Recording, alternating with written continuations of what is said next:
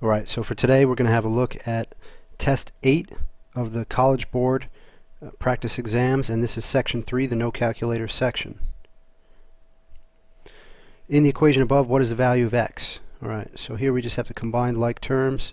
So 3, 4, 5, 6x minus 5 minus equals 7 plus 2x.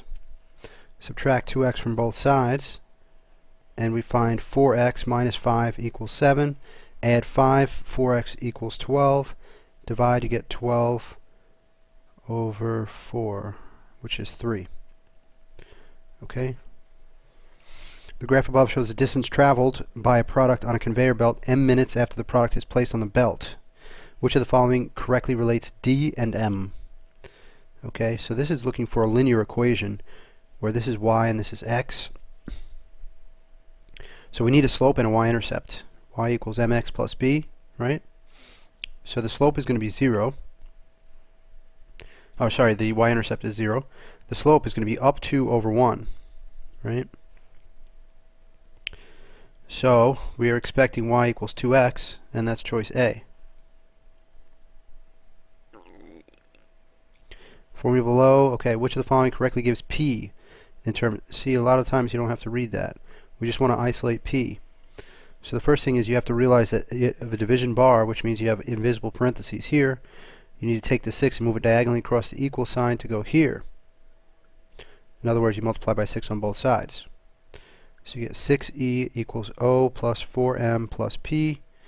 So then you have to subtract the O along with the 4m, and that will allow you to isolate for p. So it would be 6e minus O minus 4m.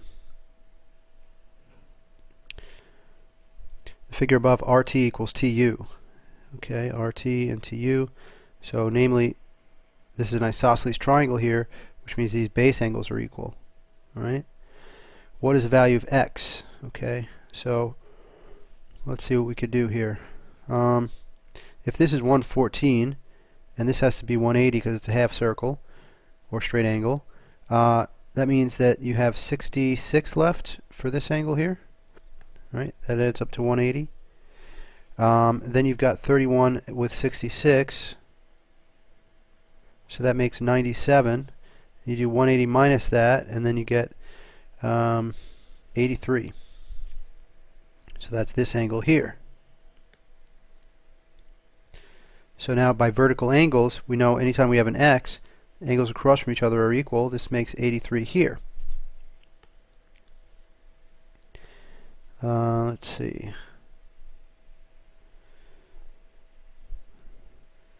Okay, so now we look at this isosceles triangle, right, with TRU, and we know that it's 114 at the top. So therefore, we can use x and x here to figure out sort of, right, because it's isosceles, these are equal, so you can use the same symbol to describe. So 114 plus 2x has to be 180. Subtract 114, and we get 2x equals, what would that be, 66? So x would have to equal 33. So 33 here, and 33 also there. And then you've got a triangle with 83 and 33. So 83 and 33. Add those together, you get 116. Take that away from 180 and you get 64. The width of a rectangle is w feet. The length of the floor is 6 longer than the width. Which of the following expresses the perimeter? So perimeter as a formula for the rectangle, right? You have a width, a length, and a length. So it's 2 length plus 2 width. Right? You add all the sides together around the edge. Now we're going to have to place this in wherever we see an L. So it's 2 times this plus this. Distribute. 12 plus 2w plus 2w. 12 plus 4w. Choice B. Which of the following consists of the y-coordinates of all the points that satisfy the system above? Okay, so There's two ways we could do this. So probably the best way, let's see, we can substitute. Yeah, basically we want to find the intersection of these two lines. That's going to be an important point. So we can sort of consider them as equal signs for now.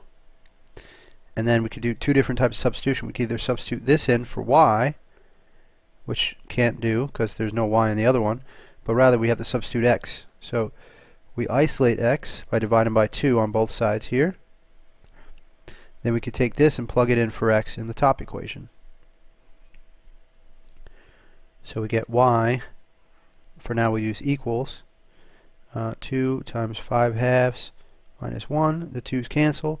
5 minus 1 is 4. So y equals 4 is an important thing to note. It's the y value of the intersection. So then if we wanted to get the corresponding x value, we already know right from here that it's x equals basically 2.5. Right? Now let's see. So I believe it's going to have to be choice B, right? Because the intersection point is the one that's going to harbor this sort of splitting situation. So, you know, whether it be greater than, less than, it doesn't really matter. But like over and up, it's going to be like, you know, the solution is going to be determined by this point. That's the key thing to keep in mind, okay? What is the solution set of the above? Okay, so since we have a square root, we have to isolate that square root, and then we get to square both sides. Okay, so to do that here, we have to subtract 4. So this is going to equal x minus 1.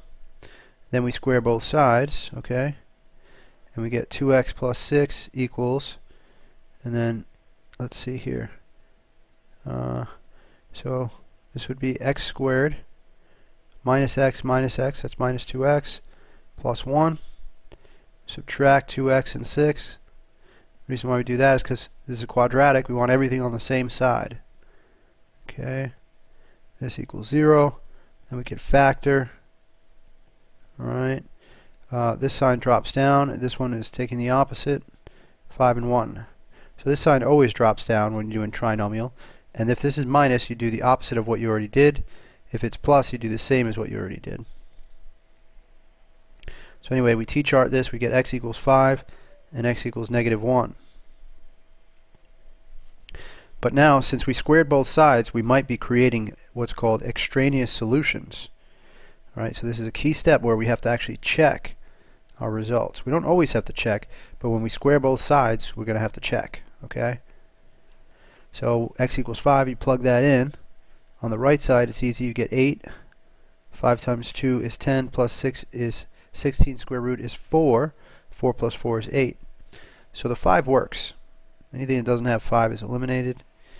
Now we have to check negative 1. Okay? So we put negative 1 times 2, you get negative 2. Negative 2 plus 6 is 4. Square root of 4 is 2. 2 plus 4 is 6. Alright, and negative 1 plus 3 is 2. So 6 is not equal to 2, so we have to reject the negative 1 as a solution. So it's only 5. Which of the following expressions is equivalent to this? Okay, so we take the top one, which is f of x, and we divide that by this one here, g of x.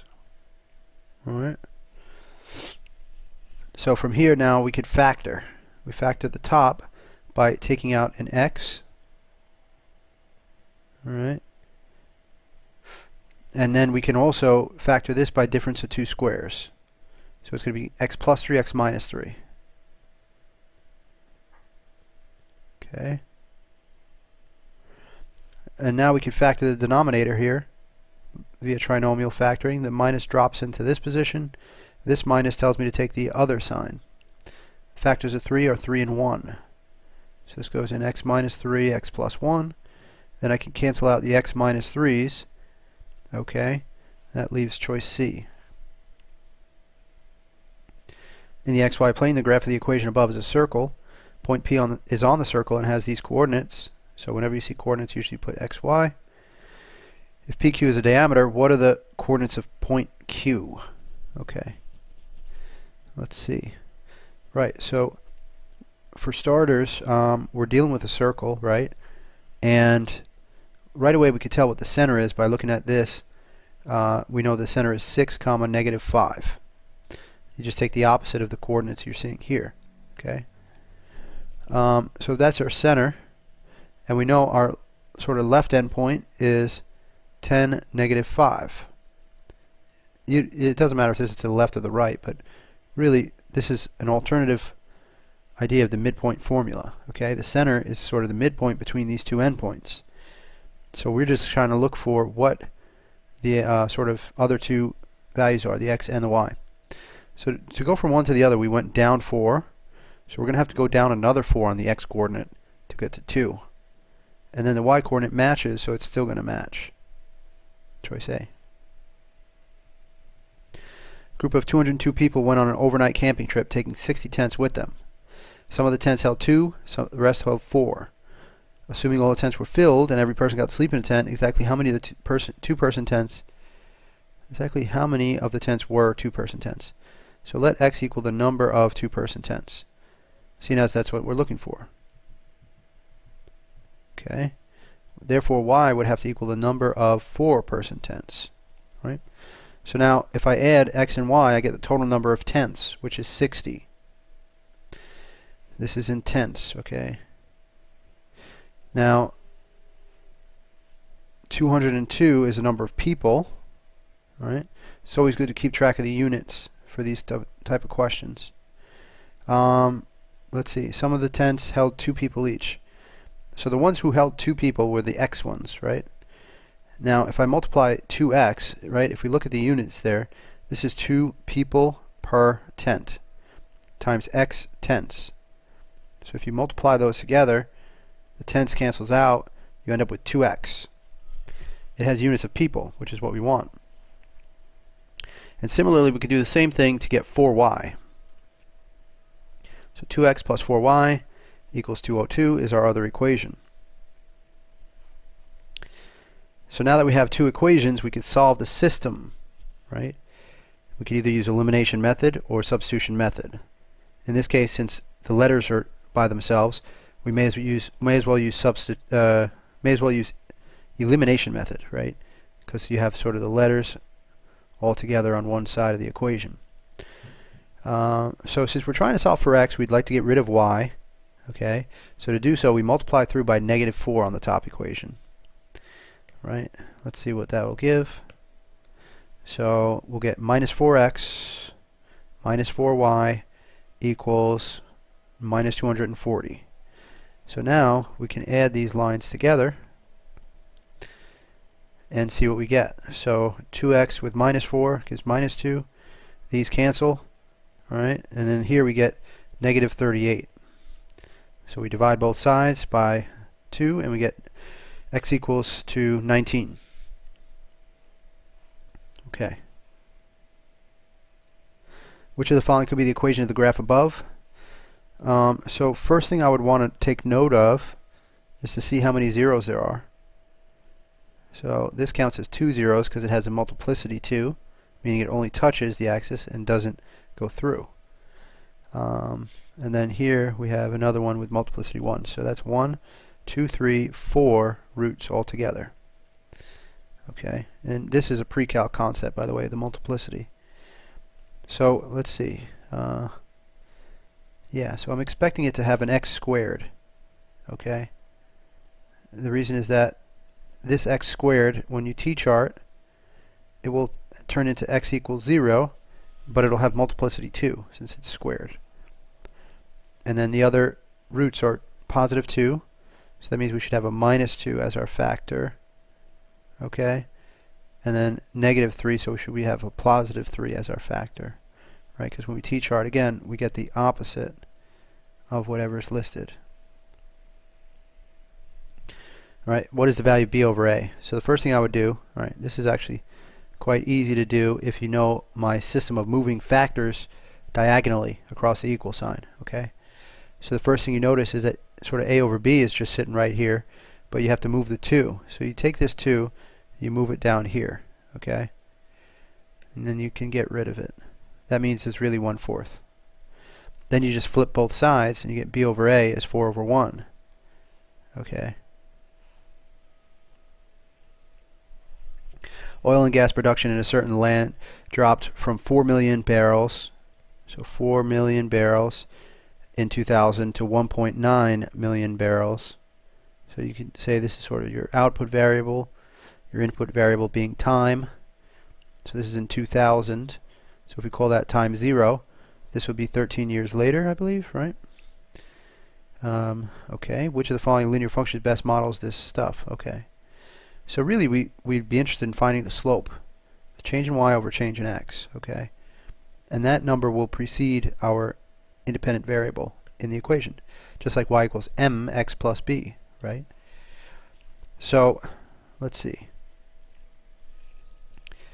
Well, first of all, we know it's going to be a negative slope because it's a number that is decreasing, right, from 4 to 1.9. So it dropped. So anyway, the change in y is, it goes from 4 to 1.3. Sorry, from 4 to 1.9. So it went down by 2.1. Okay? And then the change in x went up by 13. Alright, so then if you notice, it looks like choice C has got that characteristic, 21. If you multiply by 10 on top and bottom, you got 21 over 130. Right? They do that just to get rid of this decimal. So they move this out 1 and they move this out 1. Okay? And then the plus 4 is the intercept. That's sort of your y value when x equals 0. Right? How many solutions are there to the system of equations above? Okay, so from here, y equals this, so we could plug that in where we see a y in the other equation. So that goes in here, minus 5x plus 8 equals 0. Okay, right, so let's see, x squared, and then minus 5 and plus 3 is minus 2, and 8 minus 7 is 1. So it's looking like there's going to be two solutions, minus and minus, 1 and 1, x equals 1, repeated twice. So it's kind of hard to determine what exactly they're looking for here. So I would say there's one solution, right? Because really it's only x equals 1. It's multiplicity 2, meaning that it's a repeated root, but really at this level you call that one repeated root, right? So, but when you learn the fundamental theorem of algebra, you'll learn that anytime you have a quadratic equation, you will always have two roots or solutions, but sometimes they may be imaginary, right? Or repeated, as we saw in that case. The function g and h are defined above. What is the value of h of 0? So we have to plug in 0. Alright, so h of 0 equals 1 minus g of 0. So basically wherever you see an x, you plug in a 0. Alright, so now we have to figure out what g of 0 is so we can subtract it off.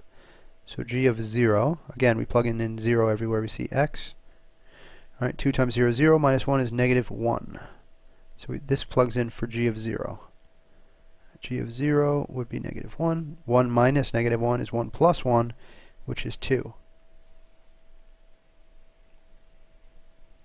Okay, so now we're in the grid-ins.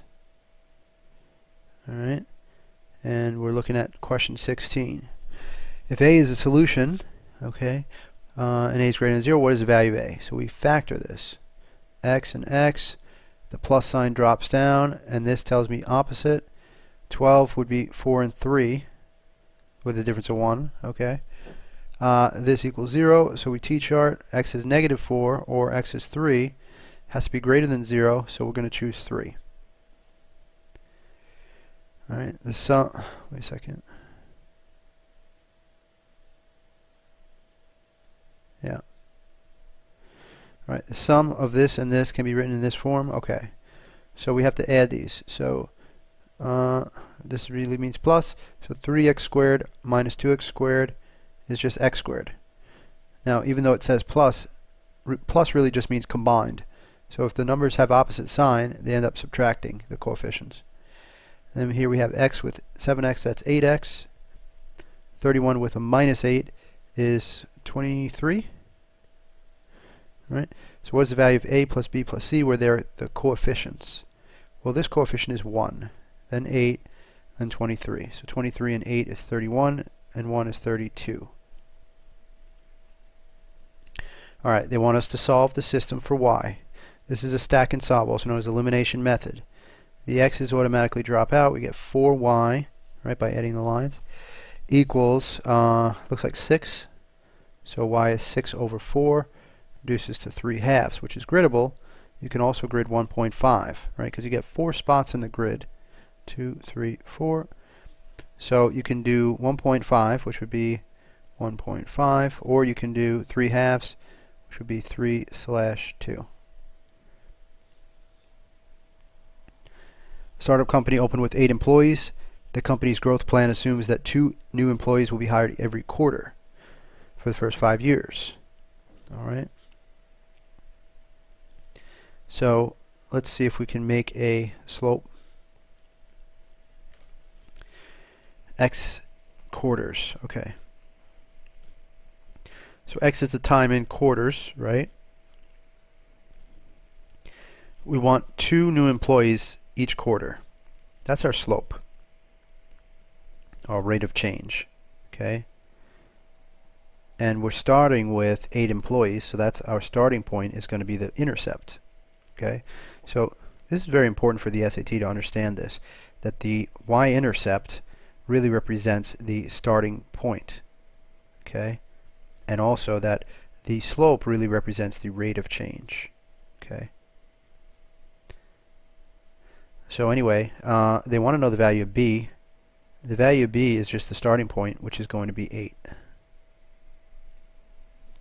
the circle above point A is the center. The length of arc BC is 2/5 of the circumference. 2/5 of the circumference.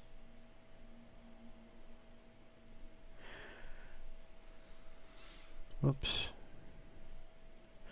Let's see. What is the value of x? Okay, so x is a central angle that opens up to that arc, right? So the measure of that angle is going to be the same thing as the measurement of that arc, right? Let's see.